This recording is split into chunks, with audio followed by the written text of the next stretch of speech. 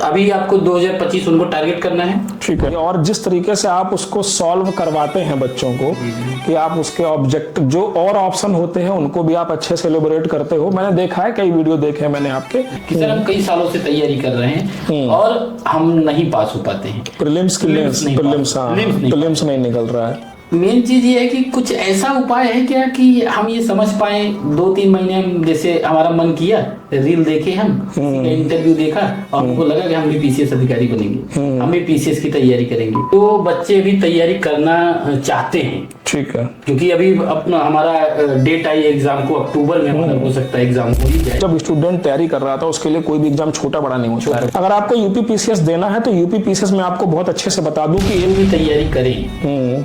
तो चूंकि स्थिति ऐसी होती है जो इससे काम नहीं चलेगा कि आप अल्लाहपुर में जाके 4 घंटे चाय पी के लौट रहे हैं, बत्रा में 5 घंटे चाय पी के लौट रहे हैं, आप शाम को 4 बजे निकल गए, 9 बजे रूम में लौट रहे हैं। रिस्की प्रश्न है और इस प्रश्न को पूछने के लिए जिगरा चाहिए। नमस्कार दोस्तों, मंथन IQ में एक बार फिर से आप सभी का बहुत बहुत स्वागत है।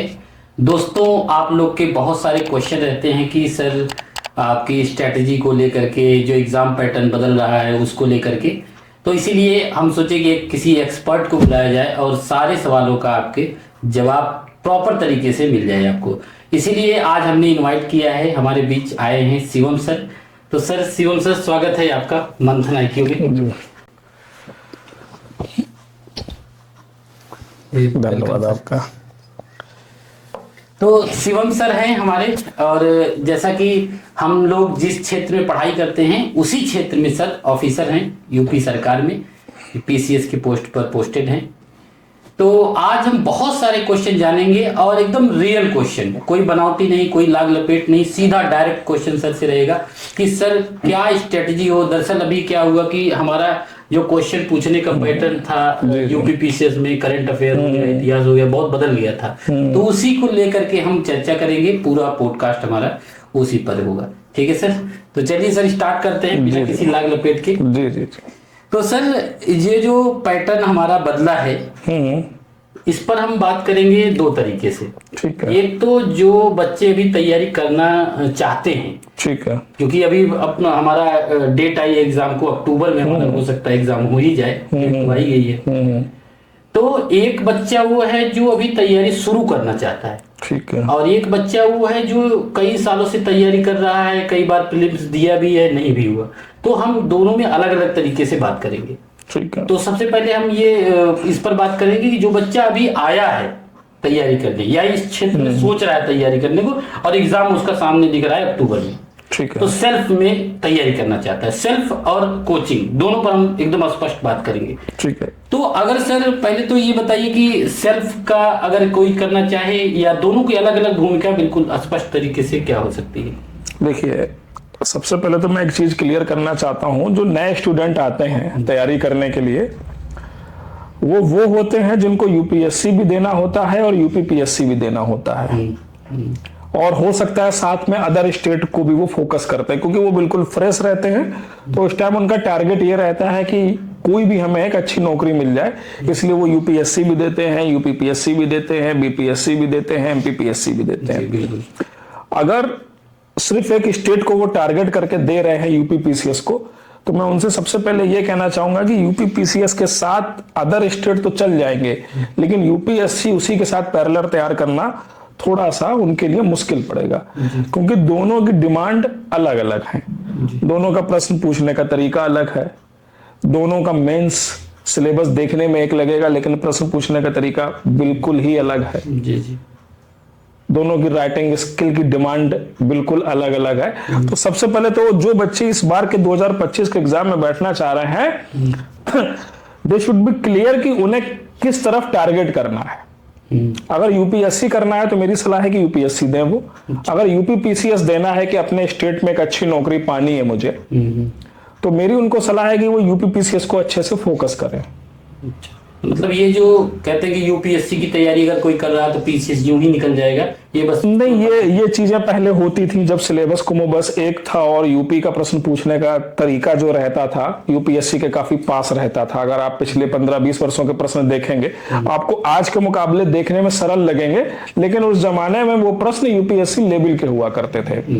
तो मैं स्टूडेंट से सबसे पहले यही सलाह देना चाहता हूं जो 2025 के एग्जाम में बैठने जा रहे हैं कि आपको फोकस होना पड़ेगा यूपीपीएससी के लिए, तभी आप उसमें निकाल पाओगे। आपका फिर प्रश्न का आप मेन पार्ट लेते हैं। आपने कहा था कि सेल्फ अगर बच्चा तैयारी करना चाहे तो किस तरीके से करे। इसका उत्तर थोड़ा सा लंबा होगा, जो बच्चे देख रहे हैं थोड़ा सा कॉपी पेन ले लें और पेशेंस के साथ सुने, क्योंकि ये ऐसी सतही चीज नहीं है कि बताया और निकल गए।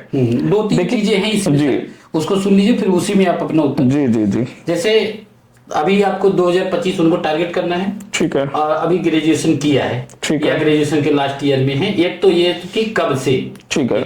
दूसरी चीज, अगर वो जैसे सेल्फ से शुरू करना चाहते हैं तो एनसीईआरटी वगैरह का क्या उसमें रोल है, ये चीजें हो गई। और क्या वो शुरू से ही सभी सब्जेक्ट पर फोकस करें, क्योंकि सेल्फ कर रहे हैं, उनका टारगेट ये है, लेकिन आगे भी तो उनको देना है, पहली बार है इनका, ठीक है। और प्री और मेंस को लेकर के साथ में, क्योंकि इस बार का देखा गया कि प्रीलिम्स और मेंस का कुछ, मेंस का एकदम बिल्कुल ही अलग और प्रीलिम्स का बहुत इफेक्चुअल, तो इस पर जरा कि प्री और मेंस को साथ में लेकर के चलें। स्टडी मटेरियल शुरू में वो बिल्कुल शुरुआत कहां से करें, और क्योंकि करंट अफेयर भी बहुत जरूरी है, तो उसमें सेल्फ वाले में करंट अफेयर हो। कई सारे प्रश्न पूछ दिए आपने, याद दिलाते रहिएगा। सबसे पहला जो आपका प्रश्न आया कि जो बिगिनर हैं वो कहां से तैयारी स्टार्ट करें, कैसे करें, एनसीईआरटी की क्या भूमिका रहेगी उसमें, क्या प्री मेंस दोनों साथ लेके चलें, करंट अफेयर्स बहुत बड़ा पार्ट अदा करता है, तो करंट अफेयर्स को कहां से तैयार करें। देखिए, सबसे पहले तो मैं बताना चाहूंगा, कोई भी आप एग्जाम को अगर टारगेट कर लिए हैं तो सबसे पहले उसका सिलेबस निकाल के आपके रूम में चिपका होना चाहिए प्रॉपर तरीके से। आपको लगातार दिन में कम से कम 2-3 बार सिलेबस से गो थ्रू होना पड़ेगा। दूसरी चीज, आप कुछ लोग कहते हैं कि पहले थ्योरी पढ़ो फिर प्रश्नों को देखो, नहीं, आप सबसे पहले अगर आप प्रीलिम्स देने जा रहे हैं तो आप प्रीलिम्स में देखिए सबसे पहले प्रश्नों का नेचर क्या है। आप थ्योरी बाद में पढ़िए, पहले आप 2 से 10 दिन 15 दिन सिर्फ पेपर के नेचर को देखिए। आप बैक ईयर उठाइए 5-6 साल के, प्रीलिम्स हो या मेंस हो, देखो कि पूछ क्या रहा है। जैसे हम लोग पैराग्राफ सॉल्व करते हैं, अनसीन पैसेज वगैरह जो आते हैं, तो हम लोग क्या करते हैं कि पहले प्रश्न पढ़ लेते हैं फिर पैसेज को जाके पढ़ते हैं, ताकि एकदम हिट हो कि हाँ ये प्रश्न अभी नीचे पड़ा है, इसी प्रश्न का हमें आंसर देना है, इसमें से निकालना है। बिल्कुल बिल्कुल। तो सबसे पहले आप 10 दिन 15 दिन अगर आप किसी एग्जाम में बैठने जा रहे हैं तो सबसे पहले उसकी डिमांड क्या है, किस नेचर के प्रश्न पूछ रहा है, आप उसको जरूर देखें। आप किताब पढ़ने लगे, आप किताब खोल के बैठ गए, आपके लिए हर एक चीज बराबर है, लेकिन यूपीपीसीएस के लिए हर एक चीज बराबर नहीं है ना। उसके लिए स्टोन एज कम इंपॉर्टेंट है, इंडस वैली ज्यादा इंपॉर्टेंट है, और आपने दोनों को बराबर वेटेज दे दिया है, तो आपने कहीं ना कहीं टाइम खराब किया अपना। तो आपको सबसे पहले तो क्वेश्चंस का नेचर समझना पड़ेगा, चाहे वो प्रीलिम्स हो या मेंस हो। तो सबसे पहले आप करेंगे क्या कि आपको भले 15 दिन और लेट तैयारी करें, लेकिन आप प्रीलिम्स के बैक ईयर लेके आए, उसको लगाएं। मेंस के बैक ईयर कम से कम एटलीस्ट 5-6 सालों के साथ में आप दोनों देखें कि इन दोनों का नेचर क्या है। सबसे पहले आप ये काम, सबसे पहला काम आपने किया कि आपने सिलेबस रूम में लगाया, सिलेबस से गो थ्रू हुए। दूसरा काम आपको करना है कि आपको प्री और मेंस के सारे प्रश्न 5-6 सालों के दिन में कई बार उठा के देखने हैं, क्योंकि आपको पहली बार से समझ में नहीं आएगा ना, वो चीजें याद होंगी। तीसरा काम जो आपको करना है बिगिनर लोगों को, देखिए कई बच्चे जो ग्रेजुएशन में आर्ट लिए रहते हैं उनको बहुत दिक्कत नहीं होती, लेकिन कई साइंस बैकग्राउंड के होते हैं, कॉमर्स बैकग्राउंड के होते हैं, बीटेक स्टूडेंट बहुत ज्यादा संख्या में सिविल सर्विस में कूद रहे हैं, उनको बेसिक थोड़ी सी समझ नहीं होती है, क्योंकि इधर ज्यादातर सब्जेक्ट ह्यूमैनिटीज से रिलेटेड है जी। उनको सलाह है कि जो सब देते हैं कि एनसीईआरटी जरूर पढ़े एक बार। एनसीईआरटी इसलिए नहीं बताई जा रही कि एनसीईआरटी में से प्रश्न फंसेगा, वो अलग बात है कि उसमें से प्रश्न मिल जाते हैं, वो अलग बात है, लेकिन एनसीईआरटी आपकी बेसिक समझ को डेवलप करने का बहुत बढ़िया जरिया है जी। बिल्कुल, खासकर उन लोगों के लिए जो ह्यूमैनिटीज से बहुत उनका वास्ता नहीं पड़ा है। वो साइंस साइड रहे हैं, उसके बाद उन्होंने बीएससी कर ली है, कॉमर्स ले लिया है, बीटेक करने चले गए हैं या डिफरेंट मैनेजमेंट के कोर्स कर रहे हैं और फिर इस फील्ड में आना चाहते हैं, तो उनके लिए सबसे बड़ी समस्या होती है समझ बनाने के लिए। स्टार्टिंग में जब बच्चे आते हैं हम लोग के पास तो उन्हें एडी और बीसी में अंतर नहीं पता रहता है। ये हो सकता है बहुत से लोगों के लिए हंसी वाली बात हो कि जो इस फील्ड के पुरोधा है, लेकिन एक being a art side student अगर उसने कभी नहीं पढ़ा है ये चीजें तो उसके लिए ये बहुत बड़ी चीज है। वो ये पूछता है कि सर समय तो आगे जाना चाहिए, ये पीछे क्यों जा रहा है? भाई बीसी में समय पीछे जाता है, तो वो ये पूछता है सर समय पीछे क्यों जा रहा है? तो एनसीईआरटी आपकी बेसिक समझ बनाने के लिए बहुत बढ़िया चीज है। उसके नोट्स बनाए या ना बनाए वो आपके ऊपर है, लेकिन आप 6 से लेकर 12 तक की एनसीईआरटी, स्पेशली हिस्ट्री की, ज्योग्राफी की, कॉन्स्टिट्यूशन की, साइंस की, इनसे आपको कम से कम गो थ्रू होना पड़ेगा बेसिक समझ बनाने के लिए। इसको खत्म करने के लिए आपको 3 से 4 महीने चाहिए। क्योंकि 25 का पास में है तो जिनको 25 का देना है वो 9 से 12 तक की एनसीईआरटी को देख सकते हैं फॉर द सेफ साइड, क्योंकि 6 से 12 तक की एनसीईआरटी खत्म करने में 3 महीने एटलीस्ट चाहिए।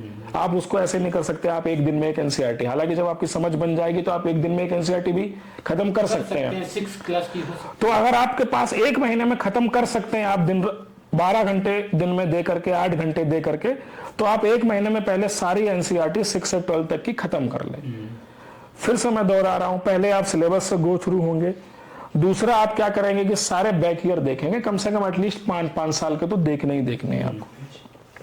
तीसरा काम, आप अपनी बेसिक समझ बनाने के लिए 6 से लेकर 12 तक की एनसीईआरटी को एक महीने में खत्म करेंगे। एक ये है सर कि जैसे एनसीईआरटी खत्म करने के लिए लोग क्या करते हैं ना, कोर्स ज्वाइन कर लिए, वीडियो लेक्चर। ठीक है। तो खुद से पढ़ना और वीडियो लेक्चर में, इसमें क्या आप बेहतर समझते हैं कि एनसीईआरटी के लिए? देखिए,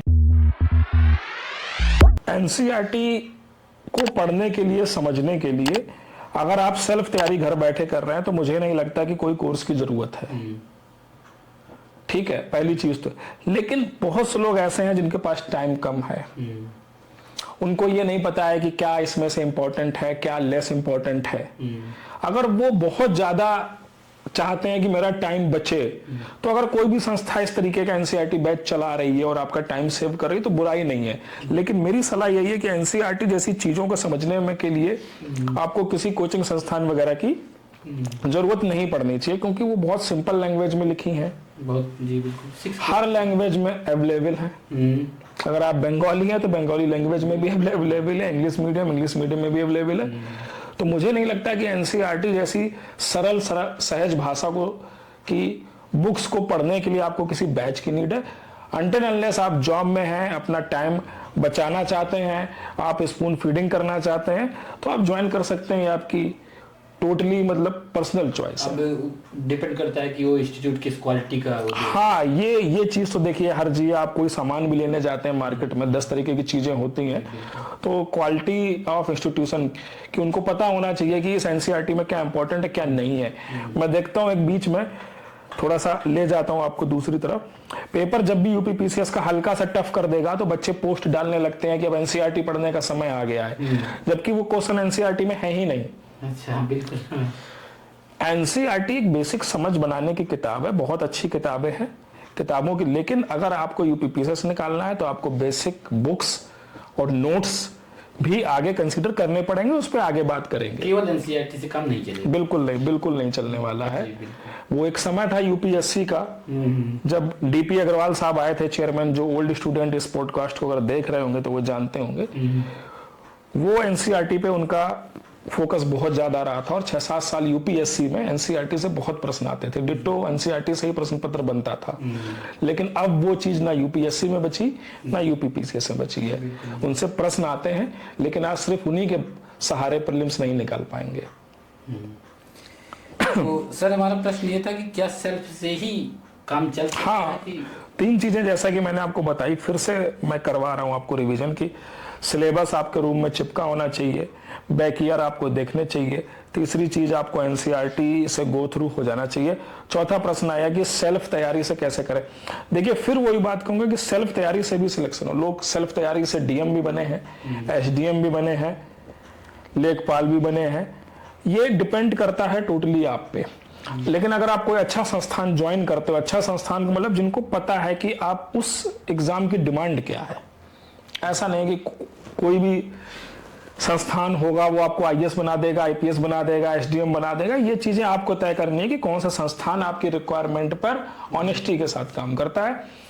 तो जिनको अपना टाइम बचाना है, एक गाइडेंस सही दिशा में चाहिए। जो मेनली मुझे लगता है कि कोचिंग वालों के या टीचर की एक भूमिका सिविल सर्वेंट में होती है कि मेंटरशिप की, कि उसको गलत करने से रोके। सही तो वो कर रहा है, उसको पता है कि हाँ लक्ष्मीकांत पढ़नी है, हिस्ट्री में मुझे स्पेक्ट्रम मॉडर्न हिस्ट्री की देखनी है, इसके साथ वो गलतियां क्या ना करे। तो मेरे ख्याल से कोचिंग का, एक सर का, एक मेंटोर का सबसे बड़ी जिम्मेदारी ये होती है कि छात्र को भटकने से बताए। क्योंकि एक समय था जब लोगों के पास रिसोर्सेस नहीं होते थे, लैक ऑफ नॉलेज थी, हिंदी मीडियम खासकर हम लोगों को ये नहीं पता होता था कि किस किताब से हम हिस्ट्री तैयार करें। हॉस्टल के सीनियर के बहुत दिन चापलूसी करने के बाद वो बोलते थे कि हाँ ये वाली बुक देख लो। आज इतनी ज्यादा सूचनाएं आ गई हैं कि आज हर बच्चे के पास एक छोड़िए 10 कोचिंग के नोट्स उसके फोन में पड़े हैं। छांटना कौन सा, ये समस्या। एक जमाने में समस्या थी कि मटेरियल नहीं था, आज मटेरियल, एक्सेस ऑफ मटेरियल है, और इस चीज से बचना बहुत ज्यादा जरूरी हो गया है। बहुत बच्चा एक स्टूडेंट एक चीज के लिए 10 सोर्स का यूज करके मिसगाइड हो रहा है। सोर्स आजकल जितने लिमिटेड होंगे उतना आपको बेनिफिट रहोगे आप। दरअसल स्टूडेंट एक बार फेल होता है, फिर उसको अपने कंटेंट पर शक होने लगता है। नहीं, उस पे आएंगे। जैसा कि आपने बताया कि 25 में और 24 के पेपर में क्या क्या चीजें जो कह रहे हैं बदल गया, उस पे भी आगे बात जी बिल्कुल लेंगे। तो हाँ, उसका दरअसल जो सेल्फ की बात हो रही है, जी हमारे पास बहुत सारे ऐसे स्टूडेंट हैं जिसको मैंने गाइड किया सेल्फ तैयारी करने के लिए। ठीक है, उनको किताबें भी बताई, एनसीईआरटी जैसा आपने बताया, उनको गाइड किया गया। ठीक है, लेकिन कुछ ऐसी समस्याएं आई कि उनका डाउट आता है। 6, 7, 8 में डाउट नहीं आया एनसीईआरटी में, 9, 10, 11, कुछ 11, 12 भी पढ़ना है, डाउट आना शुरू हो जाता है एनसीईआरटी का। ये दूसरी चीज, अगर उसको हम गाइड करते हैं कि ऑथेंटिक किताबें पढ़िए आप, तो एक बुक लिस्ट उनको बता दीजिए, कोई भी बता देगा, किताब की दुकान वाला मुखर्जी नगर बता देगा ये वाला आप पढ़िए। मेन चीज रहता है उनके डाउट, और खास करके जो आंसर राइटिंग प्रैक्टिस है और मेंस के लिए सेल्फ में बच्चों को, मेरी समस्या नहीं बच्चों की समस्या है, वो आंसर सेल्फ की तैयारी कर रहे हैं लेकिन मेंस नहीं कर पा रहे हैं। वो तैयारी अपना आंसर लिख ही नहीं पा रहे, ना उनके पास कोई चेक करने वाला है, और फ्री में उनका आंसर कोई चेक नहीं कर रहा है। तो ये समस्या सेल्फ में आ रही है। तो बच्चों को क्या लगता है कि जैसे कुछ लोग हैं सिरे से नकार देते हैं, किसी मेंटर की जरूरत नहीं, किसी कोचिंग की जरूरत नहीं। तो ये बच्चों के सामने समस्याएं आ रही हैं, उनका बेस भी कमजोर है, और प्लस एनसीईआरटी पढ़ना शुरू किए, डाउट आ रहा है, उसके बाद अब वो नहीं समझ पा रहे हैं कि भाई प्रीलिम्स का तो चलिए हो गया, मेंस का उनके पास कुछ है नहीं चेक करने वाला। तो कहीं ना कहीं सीरियस से नकार देना कोचिंग व्यवस्था को, या फिर देखिए जब बच्चा पैदा होता है तो जब वो चलना स्टार्ट करता है तो माँ बाप उसे थोड़े दिन तक सहारा देते हैं, उसको बताते हैं कि ये नाली है, इसको पार करना है आपको, ये पानी है, इसको यहाँ से बच के निकलना है। कोचिंग की भूमिका बच्चे को गाइड करने में निश्चित रूप से होती है, इससे मैं इनकार नहीं करूंगा, लेकिन बाद में चलना तो बच्चे को ही है। बिल्कुल चलना। बच्चे को, स्टूडेंट को भी ये समझना चाहिए कि कोचिंग आप ज्वाइन करो या ना करो, ये टोटली आपका पर्सनल चॉइस होती है। लेकिन अगर आप कोई अच्छी कोचिंग ज्वाइन कर लेते हो जो आपको सही से गाइड करते हैं, और आपके पास इकोनॉमिकली पैसे की समस्या नहीं है, तो मेरे ख्याल से ज्वाइन कर लेना चाहिए।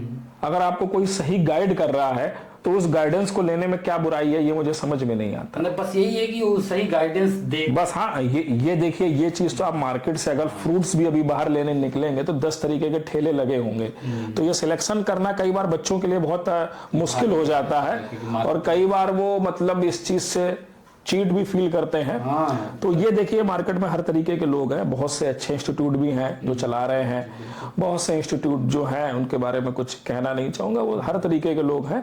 हाँ, आपने एक प्रश्न उठाया कि प्रीलिम्स की तैयारी हो जाती है लेकिन मेंस की तैयारी सेल्फ नहीं हो पाती है। देखिए, 2 चीजें होती हैं। जब किसी इंस्टीट्यूट से आप जुड़े हो, ऑफलाइन आप वहां जा रहे हो, आप एक किसी के अंडर में हो, वो आपका चेक कर रहा है, लेकिन आजकल हर स्टूडेंट का बाहर निकल के तैयारी कर पाना संभव नहीं हो पा रहा है। बहुत से तो एम्प्लॉय हैं, बहुत से अपनी फैमिली में है, खासकर महिलाओं को इतनी आसानी से बाहर नहीं भेजा जाता अभी भी।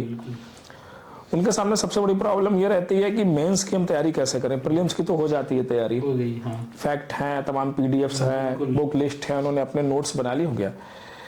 मेंस, यूपीपीसीएस का मेंस अपने आप में एक ऐसी चीज है, इतना वास्ट सिलेबस है।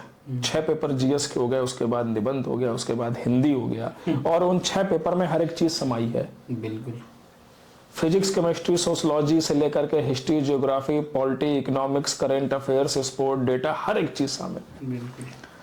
तो जब घर पे बच्चा लिखता है और कॉपी ढंग से चेक नहीं हो रही है, उसको ये नहीं पता कि सबसे बड़ी जो प्रॉब्लम आती है कि आंसर लिखना कहाँ से स्टार्ट करें। हाँ, लिखिए कहाँ से। बीच का मटेरियल डाल देगा तो आंसर को स्टार्ट करना, कंक्लूजन, ये 2 सबसे बड़ी समस्या आती मेंस में।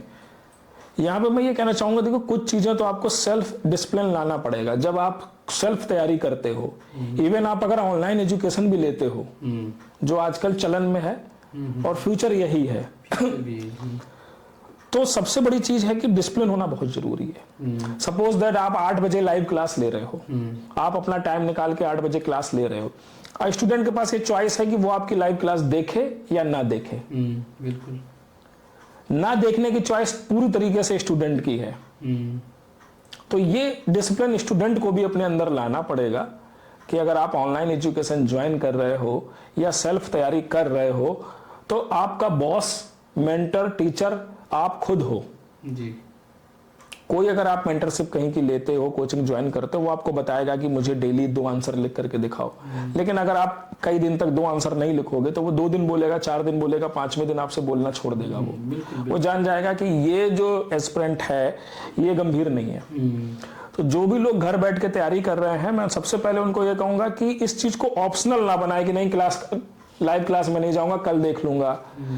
जब आप ऑफलाइन कहीं भी ज्वाइन करते हैं तो टाइम से क्लास पहुंचते हैं कि नहीं पहुंचते हैं? पहुंचते हैं ना। और ये इनके पास कई बच्चे मैं देखता हूं प्रीलिम्स में ऑनलाइन टेस्ट देते हैं किसी भी इंस्टीट्यूट का, 150% भी अटेम्प्ट नहीं करते। 100, 102, 3 किए, लॉग आउट करके चले गए। आयोग में तो तुम जब जाओगे एग्जाम देने ऐसा नहीं करोगे, वहां तो पूरा तुम 150 दोगे, पढ़ोगे। तो वो डिसिप्लिन सेल्फ तैयारी में क्यों नहीं ला पा रहे आप? तो सेल्फ तैयारी की सबसे बड़ी चीज ये होगी कमिटमेंट, कि आपको खुद से एक प्रॉमिस करना पड़ेगा कि मैं डिसिप्लिन में रहूंगा। ये बहुत बड़ी बात है ये। तो सबसे पहली चीज है डिसिप्लिन, कि आप किसी भी इंस्टीट्यूट से जुड़े हो, XYZ किसी से भी जुड़े हो, अगर आप उन पर ट्रस्ट कर रहे हैं तो आप उनके टाइम टेबल से चलें। उनके टाइम टेबल से आप चलें और मेंस की तैयारी करें। आप ये कर सकते हैं, कुछ अगर आपके आसपास कुछ सिलेक्टेड लोग हैं या मेंटरशिप वाले लोग जो यूपीपीसीएस को टाइम समय दिए, आप उनसे कांटेक्ट कर सकते हैं कि सर भैया मैं ऐसे ऐसे आंसर आपको लिख करके दिखाऊंगा, आप प्लीज थोड़ा चेक कर दिया करें। इसमें मैं एक चीज और जोड़ना चाहूंगा सूरज जी, कि इसमें भी जैसे मैंने आपको बताया कि मटेरियल बहुत ज्यादा मार्केट में आ गया है, बहुत ज्यादा। उसी तरीके से आप अपने आंसर 10 लोगों को मत भेजिए। मेरे पास भी कई स्टूडेंट आते हैं, बोलते हैं सर मैंने ये आंसर 6 लोगों को भेजा। हाँ, तो अलग अलग किसी ने कुछ नंबर दिए, किसी ने कुछ नंबर दिए, किसी ने कहा कि बहुत बढ़िया, किसी ने कहा बहुत बेकार, किसी ने कहा ये क्या लिख दिया, गजब लिख दिया, और किसी ने कहा ये आंसर वहां लिख के मत चलिए आना, नहीं तो मैं कुछ नंबर नहीं मिलेंगे। देखिए मेंस की कॉपी में ऑब्जेक्टिविटी जैसी कोई चीज तो होती नहीं कि sunrises in the east universal truth है तो नंबर मिलेगा। वो तो एक कॉन्सेप्चुअल चीज है जी। बिल्कुल। आप वहां मेंस के आंसर लिख रहे हैं, उसमें कोई यूनिवर्सल ट्रुथ जैसी चीजें नहीं है। तो कॉपी चेक करने वाले ही उसी कॉपी को अगर बार बार चेक करेंगे तो हो सकता है अलग अलग नंबर दे। बिल्कुल। तो आप इस चीज से विचलित मत होइए कि आपके नंबर थोड़े कम आ रहे हैं, थोड़े ज्यादा आ रहे हैं। स्टार्टिंग में आप सिर्फ लिखिए और किसी से फीडबैक लीजिए जो उस क्षेत्र से जुड़ा हो, और 1 या 2 ही आदमी से लीजिए। ये नहीं आप 6 लोगों को अपनी मेंस की कॉपी दिखा रहे हैं। तो जो भी ये पॉडकास्ट देख रहे हैं स्टूडेंट, ध्यान दें कि गुरु भी 1-2 ही बनाने चाहिए। आज के जमाने में ऐसा नहीं है कि आपने 6 लोगों को अपनी कॉपी व्हाट्सएप पे फॉरवर्ड कर दी, टाइम लगता नहीं है। वो 6 जगह से अलग अलग रिव्यू आएंगे, फिर आप टोटली कंफ्यूजन में चले जाओगे। बिल्कुल। और सही आदमी से रिव्यू करेंगे। हाँ, ये तो बहुत जरूरी है कि आपको, लोग सोचते हैं कि कोई अगर सस्ता दे रहा है मेंस का कि आंसर हम चेक कर देंगे। नहीं। देखिए मैं एक चीज कहता हूं कि मेरी बात से कोई ऑफेंड ना फील करे कि तमाम इंस्टीट्यूट है मुखर्जी नगर इलाहाबाद, कॉपी चेक करने वाले मोस्टली मैं देखता हूँ कंटेंट राइटर रख रखे हैं। कंटेंट राइटर पता चला प्री भी नहीं निकला है, तो वो उन बच्चों के साथ कहीं ना कहीं चीटिंग है जो बेचारे मेंस में बैठने जा रहे हैं। तो कम से कम इंस्टीट्यूट वाले भी अगर इस पॉडकास्ट को देख रहे हैं तो मेरा उनसे रिक्वेस्ट है कि ऐसे बच्चों को रखें जो चयनित हों, और चयनित वाले बच्चों को अगर नहीं ला पा रहे हैं तो कम से कम 2-3 इंटरव्यू दिए हों, उसने मेंस एग्जाम निकाले हों, ताकि उसे बेहतर समझ हो कि उस आंसर को वो सही से चेक कर सके। नहीं सर, इसकी टोटली 100% सर सहमत हूँ। मैं भी खुद कंटेंट राइटर रहा हूँ जी जी, और ऐसे कंटेंट राइटर साथी हैं जिनका कभी प्रीलिम्स नहीं निकला है। वो एक फॉर्मेट बना के रखे हैं कि ऐसे ऐसे लिखना है, मजाक मजाक में हंसते हंसते कॉपी चेक करते हैं। अब जो बच्चा इतना गंभीर है अपने फ्यूचर को लेकर के, वो सोच रहा है हमारी कॉपी फला इंस्टीट्यूट में गई है, कोई एकदम एक्सपर्ट होगा चेक करके देगा, उसके साथ तो फिर मजाक वो चीज नहीं होनी चाहिए। हाँ, ये मैं मानता हूँ। एक बड़ा इंटरेस्टिंग सा सवाल है सर, हमारे भी मन में था ये जी। उसके पहले हम करंट वाला ले लेते हैं कि करंट का जो टाइम पीरियड है क्या रखें, और जो बदला है पैटर्न उस पे एक तो सेल्फ वाले शुरू अभी कर रहे हैं, टारगेट अगला दिख रहा है 25, और ये जो अपने ये जो दे चुके हैं कई सालों से। ठीक है, दोनों का देखिए सबसे पहले चीज जो 24 में एग्जाम का पैटर्न आया यूपी पीसीएस में, वो आपने देखा होगा कि पैटर्न काफी हद तक बदला है, और इसको लेकर के बहुत ज्यादा कंफ्यूजन है कि अब ये पढ़ना पड़ेगा वो पढ़ना पड़ेगा, ऐसा कुछ नहीं है। उसने प्रश्न देखिए 150 प्रश्नों में 15-20 प्रश्न वो हर साल ऐसे पूछता है जो नए होते हैं, टफ नेचर के होते हैं, और किसी एक बुक्स में वो कहीं पर दिए होते हैं। रेगुलर बुक्स में आपको वो क्वेश्चंस नहीं मिलेंगे 15-20। अब आपको प्रायोरिटी सेट करनी है कि उन 20 कठिन प्रश्नों की तरफ भागना है या इन सरल और मॉडरेट 130 प्रश्नों को तैयार करना। जाहिर सी बात है जो ये मॉडरेट और इजी 130 क्वेश्चन है, आपको इनको फोकस करना पड़ेगा। जब आप पिछली बार का पेपर देखेंगे तो आप पाएंगे उसने ऐसा कोई प्रश्न नहीं पूछा जो आपने ना सुना हो ना पढ़ा हो। बिल्कुल, उसने सिर्फ प्रश्नों में आपको हल्का सा फैक्ट में गलत देके स्टेटमेंट में आपको फंसाया है, आपका टाइम लिया है ज्यादा, और आपको फैक्चुअल गलती करने को मजबूर किया है। जैसे कोई सम्मेलन 20 से चालू हुआ, 24 पे समाप्त हो गया। एक सम्मेलन आया था, मुझे नाम नहीं याद आ रहा है, वो 20 अप्रैल से चालू हुआ था, 24 अप्रैल को खत्म हो गया था, और उसने दिया था कि 25 अप्रैल को यह सम्मेलन यहाँ पे आयोजित हुआ। सबने पढ़ रखा था वो सम्मेलन, लेकिन डेट में गलत। मॉडर्न हिस्ट्री की डेट आई थी ये किसी तरीके की, वो डेट उसने वहां पे गलत दे रखी थी। तो ऐसे कई क्वेश्चंस थे जो नेचर के टफ नहीं थे, लेकिन उनको अटेम्प्ट करने का जो तरीका, जिस तरीके से उसने पूछा था, वो बदल दिया था। तो इसमें करना क्या है, ये सबसे बड़ा प्रश्न उठता है। करना कुछ नहीं है, आपके पास जो आपके पास मटेरियल है, जो टेक्स्ट बुक है, पहले होता था कि कई सारी किताबों को पढ़ो। अब मैं कहता हूं यूपी पीसीएस का जो पैटर्न है, जो अच्छी किताबें अच्छे नोट्स हैं, उनको 10 बार पढ़ो। 10 बार पढ़ो। 10 किताबों से नहीं, बल्कि एक किताब को 10 बार पढ़े। जी बिल्कुल बिल्कुल। सारे फैक्ट नॉर्मल थे, तो ऐसा कोई बहुत तूफानी फैक्ट नहीं था जो आ रहे ये तो मैंने सुना नहीं है पहली बार, ऐसे 20 प्रश्न थे, मैं मानता हूं। तो जो आप पढ़ रहे हैं उनको डीप पढ़े, बिल्कुल, और कई बार पढ़े, और टेस्ट सीरीज पे भी अभी आएंगे कि ऐसी गलतियां होती क्यों हैं। आप पढ़ते चले जा रहे हो, आपको लगा कि मैंने सब तैयार कर लिया, मैंने खिलाफत आंदोलन तैयार कर लिया, खिलाफत पे कुछ भी फैक्ट आएगा मैं बता दूंगा, लेकिन जब वो प्रश्न आयोग में मिला और उसने 3 स्टेटमेंट रख दिए तो आप कंफ्यूजन में आ गए। तो इसका सबसे बढ़िया क्या होता है कि आप प्रैक्टिस करो प्रश्नों से खेलने की, और प्रश्नों से खेलने की प्रैक्टिस कहां से होगी, टेस्ट सीरीज से। बिल्कुल। तो जो नया पैटर्न 24 में पूछा है, उसका सबसे बड़ा रामबाण यही है कि आप पहले डीप जाके पढ़ो। आपके पास जो मटेरियल है उसी में थोड़ा डीप पढ़ो, आप जा करके डेट वेट सब याद रखो, ज्योग्राफी के कॉन्सेप्ट आपको याद होने चाहिए। हिमालय नवीन पर्वत है, तो जब नवीन पर्वत है तो क्यों उसकी ऊंचाई बढ़ रही होगी, जाहिर सी बात है। जी बिल्कुल बढ़ रही होगी। ये जो आपने कहा सर कि बार बार पढ़ें, अब आप शायद मंथन को अगर देखते हो तो आपने देखा होगा कि हम पीसीएस मंत्रा वगैरह की टेस्ट सीरीज कराते रहते हैं। ठीक है। तो हम क्योंकि कराते हैं, 1-2 इंस्टीट्यूट की और भी रिव्यू करते रहते हैं, तो हमें बड़ा अच्छा लगा। पीसीएस मंत्रा में ये चीज था कि हमें वो क्वेश्चन, हर एक फैक्ट के क्वेश्चन मिले। जी जी जी। बस क्या था कि कुछ क्वेश्चन, जैसे 2 क्वेश्चन मिलकर के एक में आ गए थे। जी जी। ये हमने देखा। जैसे 3 उसमें क्या था, स्टेटमेंट जो योजनाओं का स्टेटमेंट है, उसमें अब वो क्योंकि टेस्ट सीरीज में क्या था कि वो 3 क्वेश्चन बना हुआ है और एग्जाम में क्या हुआ वो 1 प्रश्न में, तो इसका मतलब ये थोड़ी हो गया कि कहीं से नहीं आया। तो ये चीज हमने क्योंकि हम देखते रहते हैं। जी देखिए, पीसीएस मंत्रा एक कोचिंग है सिविल सर्विस की, मैं भी उसका मार्गदर्शन हूँ और मुझे इस चीज की बड़ी खुशी है कि मंथन आईक्यू में पीसीएस मंत्रा की टेस्ट सीरीज को बच्चों को सॉल्व करवाया जाता है। और उसका सबसे बड़ा फायदा ये होता है कि नॉलेज पे कभी किसी की रोक नहीं होनी चाहिए, नॉलेज जहां से मिल रहा है वो लेना चाहिए। और जिस तरीके से आप उसको सॉल्व करवाते हैं बच्चों को कि आप उसके ऑब्जेक्ट जो और ऑप्शन होते हैं उनको भी आप अच्छे से एलिबोरेट करते हो। मैंने देखा है, कई वीडियो देखे हैं मैंने आपके, और इसलिए नहीं कि पॉडकास्ट में है बैठाला है तो मुझे बोलना है, ये एक जेन्युइन चीज है। अगर आप लोगों को भी लग रहा है तो पीछे मंत्रा की टेस्ट सीरीज जो सूरज जी ने सॉल्व करवाई है, चेक कर सकते हैं, उसको जा करके देखें तो जो अन्य ऑप्शन है ये उसको भी अच्छे से एलिबोरेट करते हैं और व्याख्या को भी करते हैं। और जब एग्जाम पास में होता है तब ये ऐसी चीजें नहीं करते क्योंकि टाइम कम होता है, तब ये जल्दी जल्दी चीजों को कवर कराते हैं। तो दोनों तरीके ठीक है। तो अब आपने जैसे पूछा कि फैक्ट का जो भी टेस्ट सीरीज में प्रश्न रखे जाने चाहिए, चाहे वो मंत्रा की हो, चाहे वो मंथन की हो या किसी और की भी हो, कम से कम ये होना चाहिए कि एक प्रश्न में 4 से 5 प्रश्न हो और व्याख्या मिला के 6 से 8 प्रश्न तैयार हो जाए। मान लें अगर बौद्ध संगीति पे कोई प्रश्न है तो उसकी व्याख्या में चारों बौद्ध संगीति के सारे फैक्ट कवर होने चाहिए। बिल्कुल तो बच्चे का वहीं पे एक टॉपिक फौरन कवर हो गया। बिल्कुल बिल्कुल। 10 राज अगर वैदिक पीरियड का, उत्तर वैदिक काल का 10 राजग युद्ध है, अगर उस पर कोई प्रश्न पूछा है तो उसकी व्याख्या में या उसके स्टेटमेंट में वो पूरा 10 राज युद्ध कवर हो जाना चाहिए।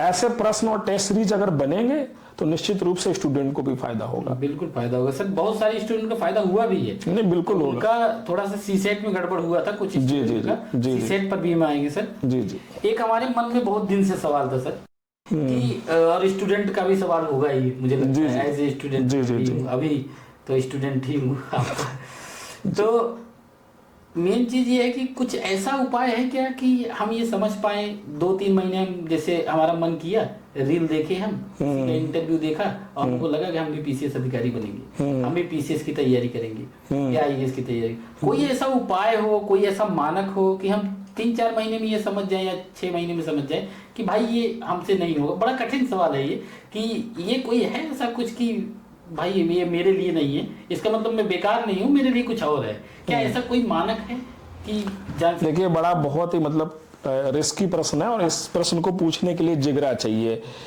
जब आप कोई संस्थान चला रहे हैं, जैसे कि आपका भी संस्थान है, मैं भी एक संस्थान में मार्गदर्शक हूँ, तो वहां पे इस प्रश्न को पूछना ही अपने आप में एक बड़ी चीज है। क्योंकि बाकी लोग बोलते हैं कि आओ आओ आईएएस की तैयारी करो, पीसीएस की तैयारी करो, आओ इस फील्ड में आओ, इस फील्ड में क्राउड बढ़े तो उनको फायदा होगा। लेकिन आप प्रश्न पूछ रहे हो कि ऐसा तरीका बताओ जिससे बच्चे इस फील्ड को अगर छोड़ना चाहें, वो इस लायक नहीं है, तो वो समझ जाएं। बिल्कुल बिल्कुल। देखिए होता क्या, जब हम लोग तैयारी स्टार्ट करे थे तो सबसे पहले सीनियर वगैरह से पूछा कि भाई कौन सी मैगजीन ले, तो दर्पण का बड़ा नाम था उस समय, प्रयोक्ता दर्पण, ज्यादा मैगजीन थी नहीं, तो दर्पण लेके आते थे। तो सबसे पहले हम लोग उसमें से इंटरव्यू जो आते थे सिलेक्टेड लोगों के, वो देखा करते थे और उसको पढ़ने के बाद बहुत मोटिवेट होते थे कि हम भी इस चीज को कर सकते हैं। अब आपका जो प्रश्न है कि बच्चा ये कैसे जाने कि I am not made for this. देखिए सरस्वती विद्या मंदिर का मैं स्टूडेंट रहा हूँ, इलाहाबाद में मैं मेरी हुई है बेसिक एजुकेशन स्टार्टिंग में, बाद में तो फिर जहाँ पापा की पोस्टिंग रही, वहां पे एक प्रेयर होती थी, मनुष्य तू बड़ा महान है भूल मत, नैनों में ज्वाल तेरी, गत में भूचाल, तेरी आत्मा में छिपा महाकाल है रे, मनुष्य तू बड़ा महान है भूल मत। पहली चीज तो ऐसी कोई चीज नहीं है जो आपके लिए बनी नहीं है, पहली चीज तो आपको ये समझना पड़ेगा। ये देखिए टीचर एक क्लास में बच्चे को पढ़ाता है, उसी क्लास में से बच्चे फर्स्ट भी आते हैं, उसी क्लास में से बच्चे फेल भी होते हैं। टीचर ने तो भेदभाव नहीं किया, वो तो आता है अपनी क्लास लेता है चला जाता है। आप गेन क्या कर रहे हो, आप एडॉप्ट क्या कर रहे हो, आप एफर्ट कैसे दे रहे हो। अभी यूपी बोर्ड की परीक्षाएं चल रही हैं, 24 तारीख से चालू हुई हैं, as a sector magistrate duty भी लगी हम लोगों की। तो कई बच्चों को देखता हूँ वो एग्जामिनेशन हॉल में बैठ के बिल्कुल परेशान है कि उनको कुछ आ नहीं रहा, क्योंकि वो साल भर पढ़े नहीं, और वहीं बगल में उनके दोस्त बैठे हुए हैं, वो बहुत अच्छे से लिख रहे हैं, कॉपी देख के ही आपको लगेगा कि हाँ ये 80+% नंबर लेके आएगा। कोई चीज ऐसी नहीं है आपके लिए नहीं बनी, लेकिन मिडिल क्लास बच्चों पे काफी दबाव रहता है, क्योंकि ये फील्ड ऐसा है। मैं ये नहीं कहता हूं कि एक पत्थर तो उछालो, इस तरीके की मोटिवेशन चीजें भी नहीं कहूंगा मैं, क्योंकि रियलिटी चेक का प्रश्न आपने पूछा है तो आंसर भी रियलिटी चेक होना चाहिए।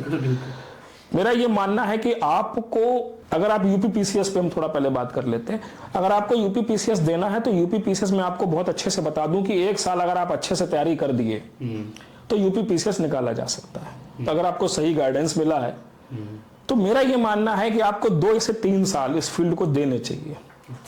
अगर आप पहले प्रयास में असफल हो गए तो ये नहीं है कि आपसे नहीं होगा, एटलीस्ट 3 से 4 अटेम्प्ट इस फील्ड को देने चाहिए। 5 वर्ष नहीं कहूंगा, 3 से 4 साल आपको इस फील्ड को देने चाहिए।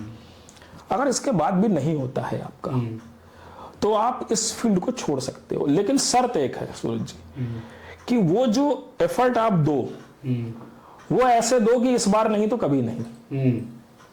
मैं बहुत से लोगों के जानता हूँ 8-8, 9-9 साल से दे रहे हैं, वो प्रीलिम्स बहुत जोश से देते हैं, मेंस में वो आंसर लिखते ही नहीं है, सीधे एग्जामिनेशन हॉल में जाके लिखते हैं, फिर उनका सिलेक्शन नहीं होता। फिर वो आते हैं कभी मिलने तो कहते हैं कि मैं 16 बार मेंस लिख चुका हूं, बड़ा गर्व से बताते हैं, जबकि ये गर्व का विषय नहीं होना चाहिए। आपको 16 बार मेंस परीक्षा में बैठने का मौका मिला, आप उसको क्रॉस नहीं कर पाए तो कहीं ना कहीं कमी आप में है। बिल्कुल बिल्कुल। तो आपका जो प्रश्न है उसका आंसर यही है कि आप 3-4 साल यूपी पीसीएस को दीजिए, 1-2 अटेम्प्ट में छोड़िए नहीं, क्विट मत करिए, क्योंकि मैं बहुत से ऐसे लोगों को जानता हूं जो निराश हो गए थे बिल्कुल, और जब उन्होंने पूरा फुल मेहनत से सही गाइडेंस में अटेम्प्ट दिया तो एसडीएम बने हैं।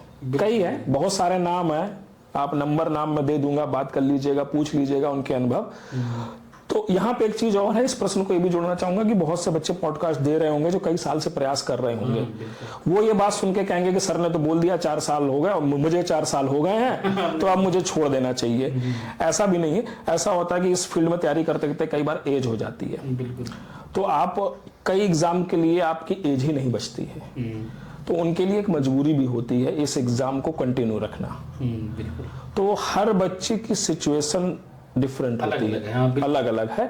ये फैसला पूरी तरीके से मेरी सलाह पे या सूरज जी की या किसी और की सलाह पे नहीं होगा, ये फैसला आपको लेना है। अगर आपकी फाइनेंशियल ठीक है, कंडीशन ठीक है, फैमिली का सपोर्ट है, तो आप 8 अटेम्प्ट दो, 9 अटेम्प्ट दो, जब तक सफलता ना मिले, जब तक आप मतलब अपना मनचाहा पद नहीं ले रहे हो पीसीएस में, तो आप कंटिन्यू कर सकते हैं। तब आपके लिए ये मानक नहीं है कि 3-4 साल में अगर आपका फैमिली आपको स्ट्रांग है और आपको सपोर्ट कर रही है कि नहीं तुम चिंता मत करो, हम बैठे हैं, हाँ, तो आप अपने सपनों को पूरा करने के लिए लंबी रेस भी लगा सकते हैं, कोई दिक्कत नहीं। तो ये फैसला स्टूडेंट को करना है, मतलब 6-7 महीने में नहीं हो सकता, मिनिमम 2 साल 3 साल। देखिए ये वनडे का एग्जाम नहीं है, इसमें एक अप्रोच डेवलप करनी पड़ती है। लक्ष्मीकांत जैसी लोग बताते हैं कि कॉन्स्टिट्यूशन के अगर आप किसी से पूछोगे तो बोलेंगे लक्ष्मीकांत पढ़ो। लक्ष्मीकांत जैसी किताब को खत्म करने के लिए 1 से 1.5 महीना चाहिए, वो भी तब आप जब आप कुछ मत पढ़ो। हाँ, पढ़ने का मतलब ये नहीं कि उसको कहानी के तरीके पढ़ गए, और भी कहानी का मतलब है आपको उसकी समझ बनाना, कुछ शॉर्ट नोट्स बनाना, 1 से 1.5 महीने लेके जाएगा।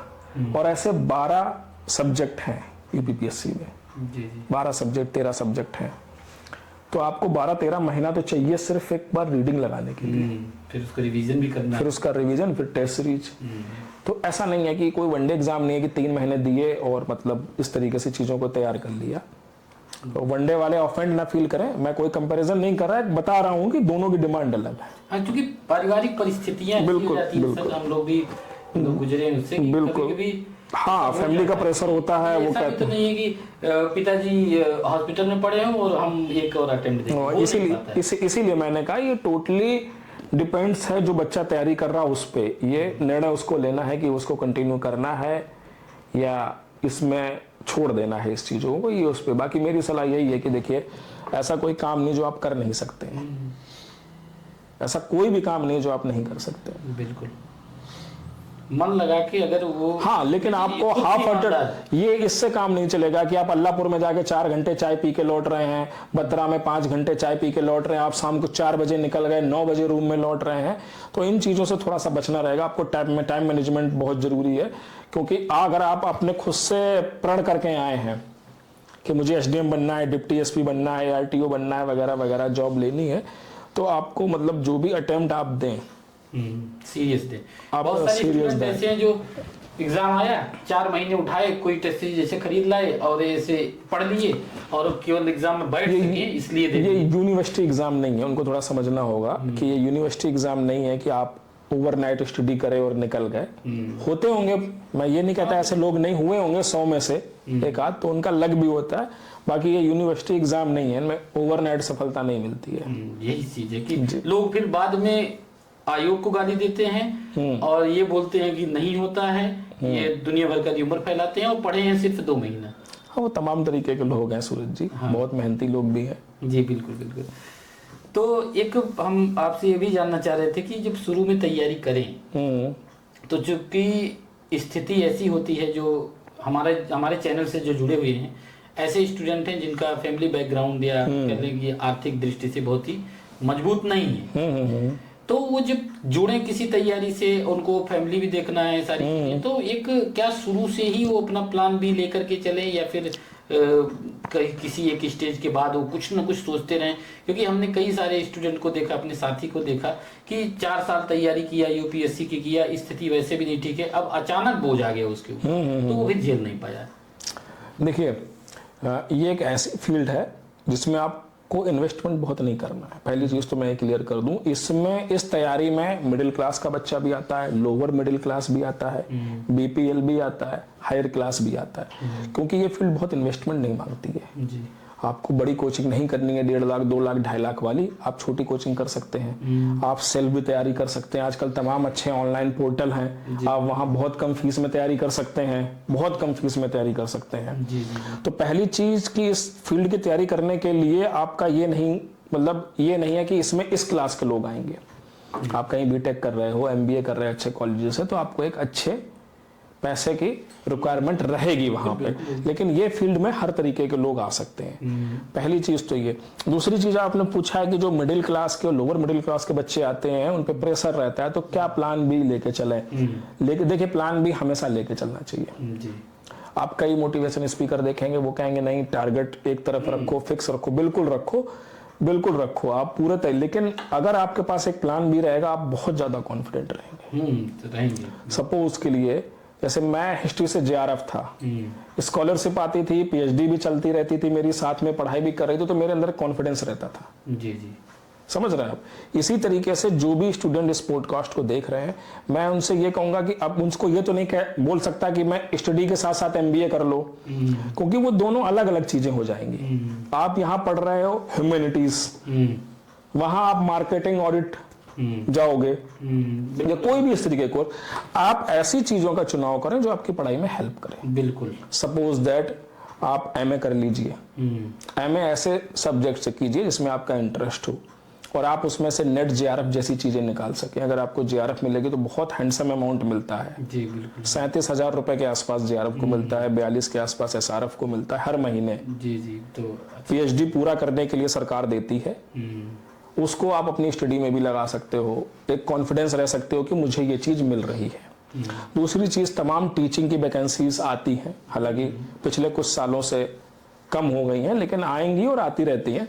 आप उस तरफ फोकस्ड हो सकते हो जी। बिल्कुल। आप असिस्टेंट प्रोफेसर कई तरीके से होता है, हायर एजुकेशन भी लेता है, लोक सेवा आयोग भी लेता है राजकीय डिग्री कॉलेज में, आप उस तरफ भी मूव कर सकते हो जी। तो यानी कि टीचिंग की सारी जॉब आपकी को आप अपने उस पे रख सकते हो। इसके साथ अगर आपका जीएस ठीक है, चीजों के अप्रोच ठीक है, तो आप वनडे एग्जाम जो आते हैं यूपीपीसीएस में, देखिए जब स्टूडेंट तैयारी कर रहा था उसके लिए कोई भी एग्जाम छोटा बड़ा नहीं होता है, खासकर मिडिल क्लास और लोअर मिडिल क्लास। मेहनत भी उतनी ही लगती है लगभग। उसका सपना रहता है जॉब पाना। सेलेक्टिव दौर में वो बाद में पहुंचता है जब 2-3 नौकरियां लग जाती हैं, तो कई वनडे एग्जाम्स को भी वो लोग दे सकते हैं। वो एग्जाम ये नहीं होता कि मैं एसडीएम बनने आया तो मैं तो लेखपाल क्यों बनूंगा। ऐसी बच्चों को हट नहीं पालना चाहिए, मेरा ये मानना है। शुरू में रहता है 1 साल, उसके बाद अब धीरे-धीरे। हालांकि ये चीज है कि नौकरी में जाने के बाद में फिर टाइम भी कम मिल पाता है, तो मेरी पहली सलाह यही है कि नेट जेआरएफ वगैरह की तरफ देखें, टीचिंग में देखें। टीचिंग में क्या टाइम भी मिल जाता है और उस सब्जेक्ट से आप जुड़े रहते हो, तो आपका एक एकेडमिक से अगर आप जुड़े हो तो आपका ये एज ए एस्पिरेंट भी आप स्ट्रांग रहते हैं। जी बिल्कुल बिल्कुल। तो मेरे ख्याल से प्लान बी लेकर के चलने में बिल्कुल भी बुराई नहीं है। बस प्लान बी जो जिस प्लान बी का सिलेक्शन करें वो आपकी थोड़ा पढ़ाई से रिलेटेबल हो। हाँ बिल्कुल, क्योंकि मेन लक्ष्य तो वही है। बिल्कुल बिल्कुल। और जैसा आपने कहा कि अगर प्लान बी रहता है तो बच्चे बड़े कॉन्फिडेंस, बहुत कॉन्फिडेंस रहता है। मैं आपको बताऊं, मैं तो जैसे हम लोग तो बहुत ही लोअर फैमिली से बिलोंग, जी जी जी जी, तो आज के ठीक 1 साल पहले 1.5 साल पहले मैं इतना लो फील करने लगा था जी, कि मुझे ऐसा लगता था कि मुझे कोई 10,000 की नौकरी नहीं देगा। और जहां पर आप जो टीचर आपको पीठ थपथपाया है कि शाबाश बच्चा तुम बन जाओगे, बहुत अच्छा उत्तर लिखे हो, तुम तो जरूर पास हो जाओगे, फिर वही इंस्टीट्यूट आपको नौकरी नहीं देता है कि आप तो बच्चा एकदम कि मुझे 8,000 की भी कोई नौकरी नहीं देगा। तो इतना हो गया था लो कि लगता था कि अब हम तो किसी लायक भी नहीं है, हम तो जो टाइपिंग कर रहा है वो भी 20,000 रुपए महीने कमा ले रहा है, हम तो वो भी नहीं कर पाएंगे। तो ऐसे में हमने मंथन आय की शुरू किया था सर। जी जी, तो मतलब अब मुझे ये तो नहीं मेरा यही लक्ष्य था, लेकिन ये क्या है कि मेरा जो अभी मैं स्टूडेंट ही हूँ, आपको पता ही है, लेकिन ये है कि मैं कॉन्फिडेंट फील करता हूँ चलिए कि अब मैं अपनी फैमिली को ये चीज कर सकता हूँ कि आज अगर मम्मी को एक दवाई लाना है तो मुझे ये नहीं कहना है कि अभी मैं तैयारी कर लूंगा, जब बन जाऊंगा तो लेकर के। बिल्कुल तो बिल्कुल, ये आपको मुझे बात बड़ी अच्छी लगी। हाँ नहीं, प्लान बी हमेशा आपको हेल्पफुल करता है। बस प्लान बी जो भी आप ऑप्ट करें वो आपकी पढ़ाई से कहीं ना कहीं रिलेटेबल। सही बात है। तो अभी तक जो हमने बातें की सर, तो जो वैसे तो हमारी बात जो तैयारी कर रहे हैं उनको लेकर के भी हो गई है और बीच बीच में, क्योंकि हम जानते हैं जब हम किसी बात को मन से करने लगते हैं फिर वो ऐसा फ्लो बनता है, क्वेश्चन का जो पैरामीटर होता है, जो एक कैसे हायरार्की होती है, वो सब टूट जाती है। तो हम लोगों ने इस सब की बात कर ली है फिलहाल। मैं यहाँ पे एक थोड़ा सा वो करना चाहूंगा करेक्शन। हमारा पॉडकास्ट जो है वो थोड़ा सा साइकोलॉजिकल वे में जा रहा है, मैं इसको फिर से ऑब्जेक्टिव वे में लाना चाहूंगा। क्योंकि देखिए, पहली जो चर्चा चली थी, पहला क्वेश्चन था कि सेल्फ तैयारी का, तो उसमें हमने ये बताया था आप लोगों को कि सिलेबस गो थ्रू होना चाहिए आपको। दूसरा हमने आपको बताया कि बैक ईयर आपके पास सारे होने चाहिए, आपको उसको डेली देखना चाहिए, पढ़ने के टाइम भी, पढ़ने से पहले भी, पढ़ने के टाइम भी, पढ़ाई के बाद भी। तीसरा हमने बताया था कि एनसीईआरटी से गो थ्रू होना चाहिए विद इन 1 मंथ। 25 की स्ट्रेटजी को मैं यहाँ पे थोड़ा सा बताना चाहूंगा।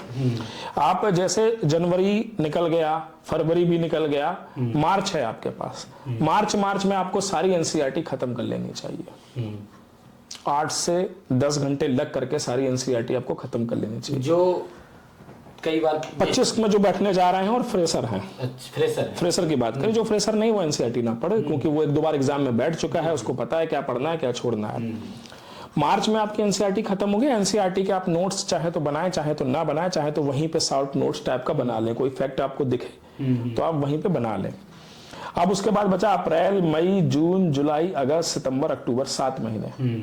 अक्टूबर को निकाल देते हैं। कितने अक्टूबर को एग्जाम है? कुछ डेट 12, तो अक्टूबर को निकाल देते हैं। आपके पास 6 महीने बचे। अब 6 महीने में सबसे बड़ा प्रश्न ये है कि प्री पढ़ें कि मेंस पढ़ें? ये सवाल मैं पूछने, प्री कम मेंस पढ़ें? दोनों मिला के पढ़ें कि अलग अलग पढ़ें कि कब? ये 25 की बात चल रही। अब 6 महीने बचे हैं। कायदे से जो फ्रेशर हैं वो मेंस ना पढ़ें, मैं आपको बता दूं, क्योंकि पेपर का स्टैंडर्ड अब अच्छा खासा ठीक हो गया है और फ्रेशर को भी कई चीजें खत्म करनी। उसने जस्ट भी एनसीईआरटी खत्म करी है, वो अभी एडवांस बुक की तरफ भी मूव करेगा, फिर कुछ कोचिंग इंस्टीट्यूट के नोट्स भी पढ़ेगा, टेस्ट सीरीज भी लगाएगा, तो उसके लिए 6 महीने पर्याप्त है, ना कम है ना ज्यादा है। बिल्कुल। और इसी बीच उसको मेंस में भी अगर कर दिया जाए कि मेंस की भी तैयारी करो तो ठीक नहीं है, क्योंकि प्रीलिम्स ही नहीं निकलेगा तो मेंस किस काम का। बिल्कुल वही चीज है। और मेंस के लिए पर्याप्त इतना समय भी तो मिल रहा है, आजकल मिल रहा है। तो जो फ्रेशर हैं उनको अभी सिर्फ प्री की तैयारी करनी चाहिए। तो 3 चीजें मैं आपको पहले ही बता चुका। चौथी चीज, अब करना क्या, एनसीईआरटी भी खत्म हो गई। आप जो एडवांस बुक्स हैं, जैसे पॉलिटी के लिए लक्ष्मीकांत हो गई, मॉडर्न हिस्ट्री के लिए स्पेक्ट्रम हो गई, एंशिएंट और मिडविल के लिए एसके पांडे हो गई, जो इंग्लिश मीडियम है उनके लिए भी तमाम बुक्स हैं का आप भी लिस्ट में डाल दूंगा, आप डाल दीजिएगा कमेंट बॉक्स में। उन बुक्स से गो थ्रू हो और वो बुक्स उसको जल्दी खत्म करनी पड़ेंगी, क्योंकि टाइम नहीं है, उसको रिवीजन भी करना है। 1 रीडिंग में बुक्स याद नहीं होगा। बुक्स पढ़ने के बाद आप जो कोचिंग इंस्टीट्यूट यूपीपीसीएस ओरिएंटेड हैं उनके नोट्स भी देख सकते हैं टाइम बचाने के लिए लास्ट में, और फिर टेस्ट सीरीज की तरफ मूव करेंगे। तो ये 6 पॉइंट हैं, अगर आप इन 6 पॉइंट पे चलोगे तो 2025 का जो प्रीलिम्स एग्जाम है, क्योंकि अभी बात हमने सिर्फ प्रीलिम्स की करी है, उस पर निश्चित तौर से आप सफलता पाओगे। बुक लिस्ट आप बच्चों के कमेंट बॉक्स में डाल दीजिएगा। बिल्कुल बिल्कुल। अब आते हैं कि जो बच्चे फ्रेशर्स नहीं हैं, वो 1-2 बार एग्जाम दे चुके हैं। नहीं, एक चीज और क्वेश्चन था कि जैसे मान लीजिए कि history, geography, polity, economics, science, और आजकल तो यूपी स्पेशल 5-6 पेपर, तो यूपी स्पेशल मान लेते हैं, जनगणना मान लेते हैं, करंट अफेयर। तो इसमें से हमने देखा कि बहुत सारे क्वेश्चन जो है, बहुत सारे सब्जेक्ट प्रीलिम्स और मेंस दोनों में आ रहे हैं। तो इसमें से भी कैटेगराइज किया जा सकता है। जैसे हिस्ट्री हमने पढ़ा, अब ये इस हिस्ट्री को मैं केवल प्रीलिम्स के लिए पढ़ रहा हूँ, अब इस हिस्ट्री को मैं दोबारा मेंस के लिए पढ़ूंगा, तो मतलब इसमें कुछ कैटेगराइज किया जा सकता है कि देखिए, आप जब प्रीलिम्स के लिए हिस्ट्री पढ़ेंगे तो निश्चित तौर से वो फैक्ट मेंस में तो काम आएंगे ही। ऐसा बात नहीं है कि आप जैसे पल्लव काल आर्ट का, मतलब एशियंट आर्ट एंड कल्चर का स्वर्ण काल था, मान लेते हैं ये प्रश्न आ गया मेंस में, तो आपने पल्लवों के रथ मंदिर पढ़ रखे हैं प्रीलिम्स में, तो आपको बेसिक चीजें पता है कि हाँ पल्लव डायनेस्टी थी, यहाँ पे थी, और इसने रथ मंदिर बनाए थे, ये सबसे बड़ा रथ मंदिर था, ये छोटा रथ मंदिर था, ये था। तो ऐसा नहीं है कि आप प्रीलिम्स तैयार करोगे तो मेंस बिल्कुल नहीं होगा, मेंस होगा, काफी फैक्ट उसके जो होंगे काम में आएंगे आपके। तो ये बात बिल्कुल सही है कि कई सब्जेक्ट, हिस्ट्री है, ज्योग्राफी है, कॉन्स्टिट्यूशन है, इनको जब आप प्रीलिम्स के तौर पर पढ़ोगे तो निश्चित तौर से 30 से 40% मेंस आपका तैयार होगा। अच्छा। क्योंकि यूपीपीसीएस के मेंस में फैक्ट तो लिखने ही पड़ते हैं। जी जी जी, ठीक है। उनके पे डिपेंड करता है, अगर कोई प्रीलिम्स की कोचिंग ज्वाइन करते हैं जी, तो वो कैसा वो करा रहे हैं। हाँ, बिल्कुल बिल्कुल। तो हाँ, मैं बात चल रही थी, जो सीनियर हैं वो ये कर सकते हैं कि अगले 6 महीने जो बचे हैं उसमें से अगले 3 महीने प्री कम मेंस मिला के पढ़ें। दिन के कुछ घंटे अपना टारगेट कर लें कि मुझे प्रीलिम्स एग्जाम से पहले 2 या 3 पेपर खत्म करके रखने हैं जीएस के। तो वो डेली आंसर राइटिंग करें किसी भी कोचिंग को ज्वाइन करके, या जो पढ़ चुके हैं, जो 1-2 बार एग्जाम दे चुके हैं, ये उनके लिए बता रहा हूँ कि 6 महीने बचे हैं तो अगले 3 महीने वो प्री कम मेंस मिला के पढ़ सकते हैं कि मैं दिन में 3 से 4 घंटे मेंस पढ़ूंगा, और मेरा टारगेट है कि अगले 3 महीनों में मैं कम से कम 2 या 3 पेपर खत्म कर लूंगा, कि जब मैं मेंस देने बैठूंगा तो 3 पेपर मैं ऑलरेडी खत्म करके बैठूंगा। बिल्कुल, समझ रहे हैं? तो जो लोग सीनियर हैं वो अगले 3 महीने प्री कम मेंस मिला के पढ़ लें, और फिर लास्ट के 3 महीने मेंस बिल्कुल कोने में रख दें और फुल्ली प्रीलिम्स के लिए पढ़ें। बिल्कुल बिल्कुल। जब प्री कम मेंस पढ़ रहे हो तो टेस्ट सीरीज करते रहना चाहिए कभी कभी, कि एकदम मेंस की टेस्ट सीरीज मतलब आप ये नहीं करनी चाहिए, प्रीलिम्स की टेस्ट सीरीज बिल्कुल ज्वाइन करना चाहिए। मैंने पहले ही बताया कि बहुत हेल्प मिलती है, बशर्ते ये देखना पड़ेगा आपको कि वो इंस्टीट्यूट यूपीपीसीएस ओरिएंटेड है, बिहार ओरिएंटेड है, या आईएएस ओरिएंटेड है, या सारे कोर्स चला रहा है। ये थोड़ा सा आपको ध्यान में रखना पड़ेगा, स्पेशलिटी किसकी क्या है। स्टूडेंट ने कई सारे सवाल पूछे थे, ज्यादातर सवाल जो आए थे उसी पे आए थे कि सर हम कई सालों से तैयारी कर रहे हैं और हम नहीं पास हो पाते हैं। प्रीलिम्स की प्रीलिम्स नहीं निकल रहा है, प्रीलिम्स मेन समस्या प्री नहीं निकल रहा है, तो वो बड़े डिमोटिवेट हैं कि मतलब वो उनको डाउट आ रहा है कि कहीं हमारा कंटेंट तो गड़बड़ नहीं है। क्योंकि प्रीलिम्स ना निकल पाने के सबसे 4 मेन रीजन होते हैं। प्रीलिम्स ना निकल पाने के सबसे पहला जो रीजन होता है वो होता है लैक ऑफ प्रैक्टिस। अभी आप बच्चे से, जब बच्चा घर एग्जाम देके आता है स्टूडेंट, और अपनी जब मिलाता है आयोग के आंसर से, तो वो माथा पकड़ता है कि यार ये गलत कर दिया मैंने। वो प्रैक्टिस की, आप जितने स्टूडेंट एग्जाम दे करके आए जिनका प्रीलिम्स नहीं निकल रहा है, आप उनकी वो मंगा के देख लें, जो पढ़ते हो कंटेंट, बुकलेट जो दे के आए एग्जाम, उसको मंगाइए, कहना इन 150 प्रश्नों में तुमने कौन कौन से प्रश्न सिली मिस्टेक करे हैं।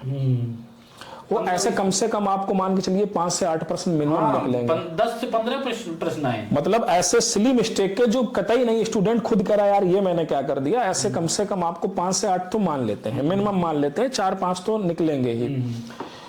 वो प्रश्न आपको बाहर करेंगे, बिल्कुल बाहर कर देंगे, और सब सही कर रहे हैं इसको। तो पहली चीज प्रीलिम्स ना निकलने की होती है लैक ऑफ प्रैक्टिस, कि आप प्रश्नों को पढ़ लिया, आपने ये पढ़ लिया कि रिवॉल्वर में 6 राउंड होते हैं, ये गोली पड़ती है, ऐसे इसका पीछे करते हैं, पुश ट्रिगर ऐसे दबाते हैं, आपने थ्योरी पढ़ लिया। लेकिन अगर आप रिवॉल्वर को लेके ग्राउंड में जाकर नहीं चलाओगे, प्रैक्टिस नहीं करोगे, तो रिवॉल्वर का किताबी ज्ञान सारा आपका बेकार चला जाएगा। आपने थ्योरी पढ़ ली और टेस्ट सीरीज अगर आप नहीं लगा रहे हो, आपने एक ग्रुप 4-5 लोगों का बना के डिस्कशन नहीं कर रहे हो, ये भी चीजें काफी फायदा देती है। ग्रुप डिस्कशन बहुत फायदा देता है। अगर आप 3-4 पढ़ने वालों का हो, इसमें ऐसे लोग ना हो, तो आप एक टॉपिक का चयन कर लें कि आज रात को हम इंडस वैली और वैदिक काल पे आपस में प्रश्न पूछेंगे एक दूसरे से, ये काफी हेल्पफुल रहता है। दूसरी चीज टेस्ट सीरीज काफी हेल्प रहती है। तो पहला कारण हो गया प्रीलिम्स ना निकलने का लैक ऑफ प्रैक्टिस। दूसरा प्रीलिम्स ना निकलने का कारण होता है रिलेटेबल कंटेंट। मैं देखता हूं कई लोग, कोचिंग का नाम नहीं लूंगा, कि फलानी कोचिंग की मैं ये पढ़ रहा हूँ, फलानी बुक, मेगा बुक पढ़ रहा हूँ, मैक बुक पढ़ रहा हूँ, ये पढ़ रहा हूँ। वो बुक बनी है सभी एग्जाम्स के लिए। वो बुक यूपीपीसीएस ओरिएंटेड नहीं है, बीपीएससी ओरिएंटेड नहीं है, राजस्थान ओरिएंटेड नहीं है। वो बुक सभी एग्जाम्स को लेकर के बनाई गई है। वो बुक हो गई इतनी मोटी। अब आप उसको पढ़ रहे हो, आपको नॉलेज मिल रहा है, लेकिन आपको रिलेटेबल नॉलेज नहीं मिल रहा है। आपका कंटेंट क्या आपके लिए सही है वो आपको जानना ही पड़ेगा। जेसी लियोंग ज्योग्राफी की बहुत अच्छी बुक है, लेकिन आपको उसमें आपका कितना कंटेंट मिल रहा है वो आपको देखना पड़ेगा। तो कंटेंट आप क्या यूज कर रहे हो, रिलेटेबल कंटेंट सब यूज कर रहे हैं, वो रिलेटेबल है कि नहीं। जैसे लक्ष्मीकांत है, लक्ष्मीकांत तो सब पढ़ रहे हैं। हाँ, तो लेकिन अब यूपीपीसीएस के लिए लक्ष्मीकांत कितना रिलेटेबल, क्या कितने चैप्टर्स में से रिलेटेबल हैं आपके। पॉलिटी यूपीपीसीएस में 8 चैप्टर हैं जिनको आप तैयार कर लो, पॉलिटी के प्रश्न ज्यादातर वहीं से आते हैं। इसी तरीके से इकोनॉमिक्स में एक चैप्टर है मनी एंड बैंकिंग। यूपीएससी की बात कर रहा हूं, अगर यूपीएससी इकोनॉमिक्स में 20 प्रश्न पूछेगा तो 12 प्रश्न मनी एंड बैंकिंग से पूछता है, उस चैप्टर, अकेले एक चैप्टर से। तो रिलेटेबल कंटेंट होना चाहिए आपके पास, कि जो आप पढ़ रहे हो वो उस इंस्टीट्यूट, मतलब उस एग्जाम से कितना रिलेटेबल है। आप मॉडर्न हिस्ट्री पढ़ रहे हो, आप एक कोई भी किताब, नाम नहीं लूंगा, कोई भी किताब आप पढ़ रहे हैं, आपको देना है यूपीपीएससी, और आप बिजोलिया आंदोलन में घुसे चले जा रहे हो, तो तुम्हें समझना पड़ेगा कि यूपी के लिए सिर्फ इतना इंपॉर्टेंट है कि बिजोलिया आंदोलन कब हुआ, कहां हुआ, नेतृत्वकर्ता कौन था। लेकिन जब आप आरपीएससी में बैठेंगे तो आपको इसी आंदोलन को डीप पढ़ना पड़ेगा, क्योंकि वहां प्रीलिम्स में पूछता है बिजोलिया आंदोलन, क्योंकि उसके जगह का है। यही मेंटर करेगा। मेंटर और कोचिंग संस्थान अगर अच्छी हैं तो आपको यही समझाएगा कि ये पॉइंट, ये फैक्ट आपके लिए नहीं बना है, आप इसमें बस ऊपर से पढ़ के निकल जाओ, आपको कहां डीप जाना है, कहां पे आप सतही लेकर के निकल जाओ। तो मैंने पहली चीज बताई आपको कि सबसे बड़ी चीज क्या है कि lack of practice, relatable content नहीं। तीसरी चीज होती है मिसगाइडेंस, कि आप ऐसे हाथों में हो जो उनको खुद नहीं पता है कि आप क्या पढ़ाना है, क्या पढ़ना है। और बच्चा, देखिए बच्चे की गलती नहीं है, वो नया है, वो आपको भगवान मान के कि ये मेरे मेंटर हैं, सर हैं, पढ़ रहा है।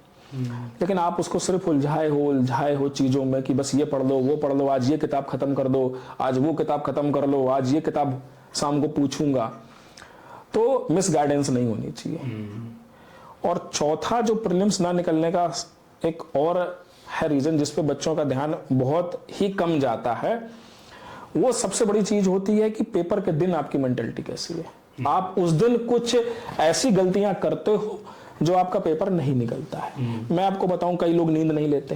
अगर आप नींद नहीं लोगे तो आपका जो सेरिब्रम वगैरह है, इसकी वर्किंग पावर धीमी होती है। आप बैठे हो, सब कुछ बैठे हो, लेकिन आपको फैक्ट याद नहीं आएंगे।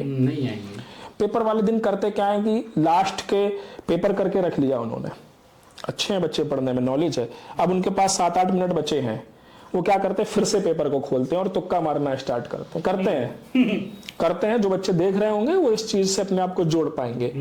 उन 7-8 प्रश्नों में मालूम चला गलत हो गया। कुछ लोग क्या करते हैं कि एग्जाम सेंटर तक के बाहर किताब खोल के पढ़ते रहते हैं, जबकि हमें वहां पे पीस माइंड चाहिए। वो बात अलग है कि आप एग्जाम सेंटर के बाहर पढ़ रहे हो और आपको एक फैक्ट मिल गया, आप अंदर जाके खुश हो गए कि ये फैक्ट तो अभी मैंने बाहर ही पढ़ा है, लेकिन उसके चक्कर में आप कितने, आपको फैक्ट याद नहीं आएंगे उस एग्जाम में जो आपने 10 दिन पहले पढ़े हैं, 15 दिन पहले पढ़े हैं, उसकी तरफ आपका ध्यान नहीं है। तो एग्जाम वाले दिन आपकी जो परफॉर्मेंस रहती है, मेंटल स्टेटस रहती है, वो भी बहुत बड़ा मतलब रोल अदा करती है प्रीलिम्स ना निकलने का। उस दिन आपको कूल रहना चाहिए, हड़बड़ाना नहीं चाहिए, क्योंकि बच्चे को करते हैं कि सिलेबस खत्म नहीं हुआ मेरा अभी। कभी भी कोई एग्जाम का आपका सिलेबस खत्म नहीं होगा, ये यूनिवर्सल फैक्ट है। मैं भी स्टूडेंट रहा हूँ, आप भी अभी सब उसी प्रोसेस में है। आप ये सोचो कि मैं बिल्कुल सब सिलेबस खत्म कर लूँ, 2-2 बार रिवीजन कर लूँ, तो ऐसा पॉसिबल हो नहीं पाता है। तो आपको कॉन्फिडेंट रहना पड़ेगा कि ठीक है, जो छूट गया कोई बात नहीं, जो मैं पढ़ा हूं उसी में से आएगा। तो पेपर के दिन आप परफॉर्मेंस कैसा कर रहे हो, अपने आप को कितना शांत रख पा रहे हो, उस दिन आपकी मेंटेलिटी कैसी है, वो बहुत डिपेंड करता है। जी जी बिल्कुल।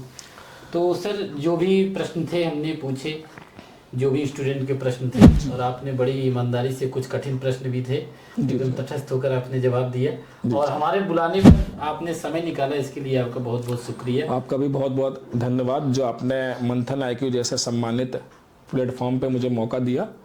और जो भी स्टूडेंट को कोई भी प्रश्न हो, कमेंट बॉक्स में आप लोग पूछिएगा। अगर कुछ डिमांड है कि एक बार सर की लाइव क्लास रखी जाए, और जो हमारे डाउट लाइव, नहीं बिल्कुल लाइव क्लास आप रख दीजिएगा। ऑफिस रहता है तो जो भी लाइव क्लास वगैरह रखिएगा 5 बजे के बाद रखिएगा, मैं निश्चित तौर से आऊंगा स्टूडेंट से मिलने। किसे हम लोगों ने कमिटमेंट ले लिया है सर, एक क्लास लेंगे। अब कब, जब सर की छुट्टी होगी, जब सर फ्री होंगे, तो एक लाइव क्लास सर लेंगे।